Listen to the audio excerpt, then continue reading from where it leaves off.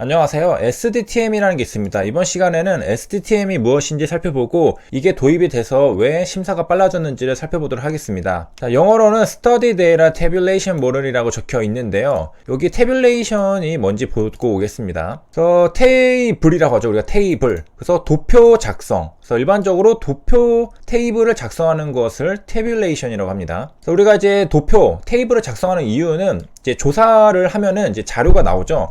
이 자료를 뭐 통계적, 사례적으로 분석하기 위해서 딱 정리를 하죠. 그런 작업들, 그런 과정을 집계 분석 tabulation이라고도 합니다. 그래서 tabulate이라는 뜻은 다음과 같은데요. To show information in the form of a table. 그러니까 테이블에다가 작성하는 거죠. 그리고 또 다른 뜻, to count, record or list systematically. 그러니까 기계적으로 그 카운트하고 레코드하고 리스트한다는 것입니다.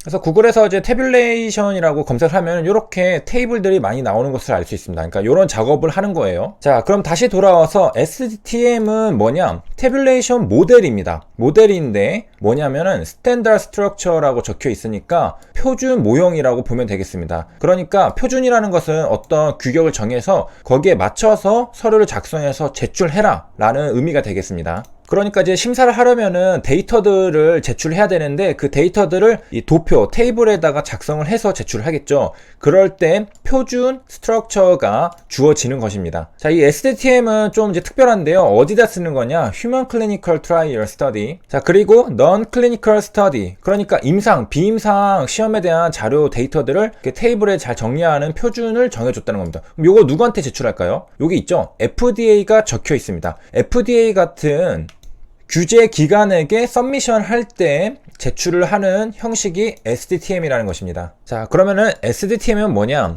Once you've gathered all the necessary data for your trial. 그러니까 자료를 모았으면은 그것을 컨버트 해야 됩니다. 자, 그냥 표에다가 정리하는 게 아니라 specific table이라고 적혀 있습니다. format. 자, 리뷰하는데 최적화된 포맷으로 바꾸려는 겁니다. 요게 바로 SDTM이라는 건데요. 요거는 FDA한테 제출을 하는 거죠. 그래서 요런 이제 specific table 포맷이 바로 이제 SDTM이라는 스트럭처의 네임입니다.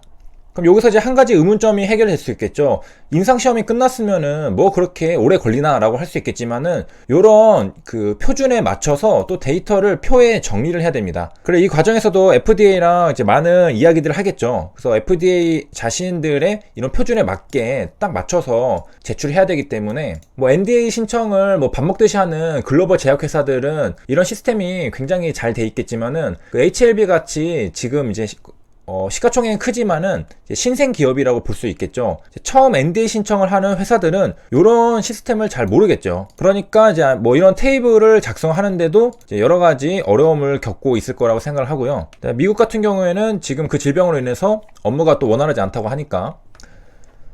자, 그래서 이제 SDTM은 왜 필요하느냐라고 했을 때는 이제 리뷰어가 그 온갖 회사들에서 자료들이 왔을 때 그거를 읽어야 되잖아요. 그런데 뭐 용어가 통일이 되어 있지 않고 뭐 테이블도 자기 마음대로 되어 있다, 표준이 없다라고 할 경우에는 이해하는데 굉장히 오랜 시간이 걸리게 됩니다. 그래서 이 단어는 정확히 어떤 단어의 뜻을 가지고 있는지를 또 찾아봐야 되는 거죠. 일반적으로 표준에 맞춘 단어가 아니기 때문에. 그렇기 때문에 여러 가지 이제 시간이 많이 걸리는데 요 SDTM이라는 표준에 맞게 한다면은 그런 리뷰 시간이 굉장히 빠르게 끝나게 됩니다. 또 기존에 표준이 없을 때는 이제 클리니컬 트라이얼 프로세스가 굉장히 지연되고 오래 걸렸다면은 이 SDTM이라는 게 도입이 되면서 굉장히 효율적이고 심사가 빨라졌다라는 것이죠. 자, 그럼 이제 언제 도입됐냐? 2004년에 클리니컬 트라이얼에 도입이 됐고 2011년에는 이제 비임상 넌 클리니컬 스터디도 이제 포함이 되었습니다. 자, 그다음 이제 필록스로 넘어가서 저번 시간에 유상증자 목적 절반은 부채를 갚고 절반은 콜옵션을 행사하는 데 쓴다고 했었잖아요. 그 콜옵션을 행사하면은 이제 그랜드 하얏트 이제 지분을 조금 더 확보할 수 있는 건데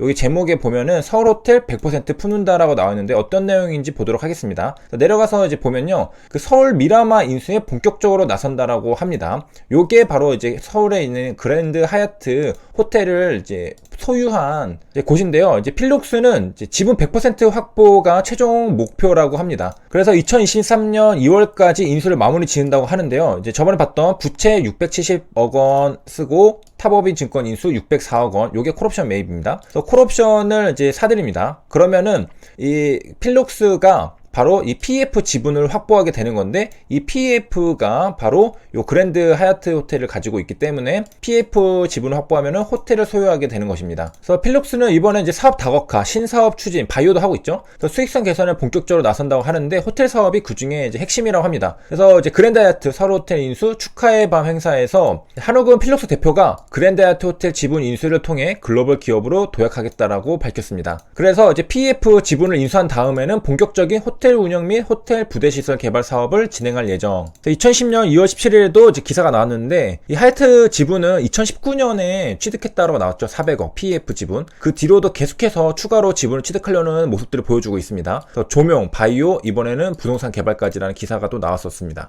그래서 이제 장기적으로는 이제 하얏트를 100% 필룩스가 가져가려고 하는데 들어갈 때는 그 400억 원에 지금 20% 정도의 PF 지분을 가지고 있습니다. 그러니까 그 대다수가 아니라는 거죠. 그럼 누구냐?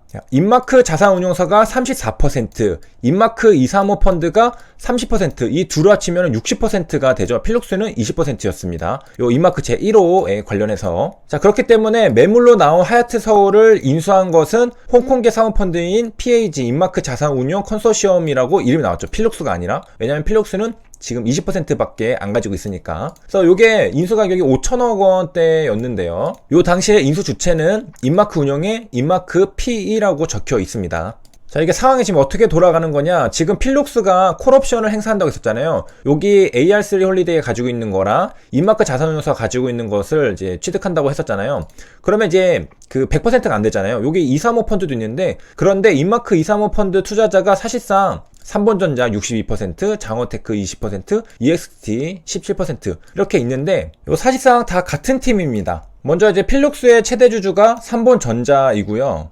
장원테크는 필룩스가 최대 주주입니다. 그리고 EXT는 장원테크가 최대 주주입니다. 그러니까 여기 등장하는 삼본전자, 장원테크, EXT 다 지금 지분으로 엮여져 있죠. 그렇기 때문에 요 235 펀드 같은 경우에는 사실상 필룩스랑 같은 편. 그러면 이제 필룩스가 가지고 있지 않은 게 인마크 자산운용사랑 AR3 홀리데이죠. 요거를 이제 콜옵션 행사로 취득하게 되면은 이제 사실상 100%를 확보할 수 있게 되는 겁니다. 그래서 이런 식으로 이제 진행이 되고 있는 건데, 여기 보면은 이제 인마크 자산운용사가 684억 원을 넣었는데 요거를 789원에 이제 사올 수가 있다고 합니다. 조금 더 이제 이득을 보겠네요. 인마크 자산운용사는 더 이제 자기가 넣은 돈보다 더 비싸게 팔 수 있는 거니까 한 100억 원 정도. 그래서 요거를 이제 유상증자로 이제 넣고 전부 다 이제 필룩스가 콜옵션을 가지고 있는 게 아니라 나머지는 그 인마크 235 펀드가 가지고 있습니다. 그래서 이렇게 콜옵션을 이제 양쪽에서 행사를 해서 이거를 이제 사간다. 이제 그럴 경우에는 여기 제목에 보이는 것처럼 이제 100% 품는 게 가능해집니다. 근데 또 다른 기사에서는 필룩스가 760억 원 콜옵션을 전부 다 가지고 있는 것처럼 이제 말을 했었네요. 604억 원은 증자로 충당하기로 했다. 자, 좀 더 자세한 거는 이제 공시를 보면서